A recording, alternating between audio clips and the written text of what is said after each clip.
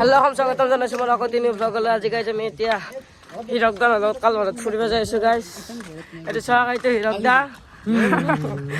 এইটো আমাৰ ৰঞ্জন দা, নিকনেম ৰাহুল, আমি গাঁৱত ৰাহুল বুলি মাতো গাইজ।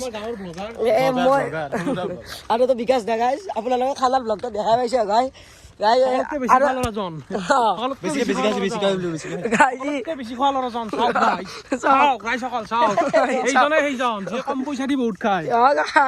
একদম চেম কথা কৈছে আমাৰ হীৰক দাই।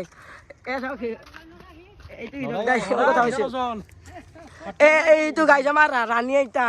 ৰাণী হাই বুলি দি হাই বুলি দি এই মুখা ধৰিছে মোৰ হাই বুলি দি তামোল চামোল খাই গাইছা মুখা লাল বহিছে।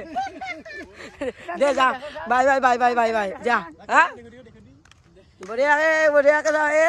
তোকে বেক কেমেৰাত করে যা যা যা যা তুই যা।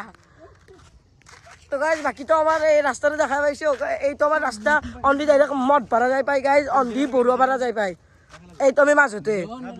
তো গাইজ এতিয়া চা ই হটস্পট লাগে গাইজ, BGMI গেলাই আমাৰ ঘৰতো চুৰ হৈছে কৈ দি গাইজ। আৰু এটা কথা আপোনালোকক কৈছো গাইজ, আৰু এটা কথা, আমাৰ ঘৰত বহুত চুৰ নুমুছে গাইজ। কালি 5 ঘৰত তাত চুৰ হৈছে।